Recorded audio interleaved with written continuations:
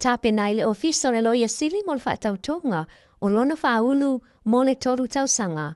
Ai wa whaai loa le whaate ia o tamaita i loia sili a Mauma Precious Chang i le whaasalalonga. Ele e se wha maoninga i lunga o le NUSIPEPA le Samoa Observer tanu e se ase ala wa whaitau wai. Ai nā la whoi ona i sila fia ona walongwa tu e se tangata i ate ia. Olo anga i atu le loia sili 50 lana malanga wha le malo mua i le fono a minista a malo le taupulenga. Ma wha manino ma iai e lona ofisa, ile ia o atu se bala au, ile ofisa ma wha apea nā foi ile tamaita i loia sili. Ile ai foi se i loa, o ni fuafuanga mo se malanga i te fono a minista tu la fono i fiti.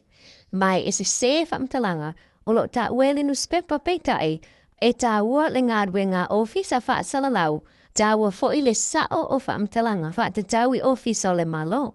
O le wha salalau wuni tala i le wha maonia mani whamtalanga, e ta se nai tangata lautele, ma tu mau lalo i nai ngadwe ngā whaateno.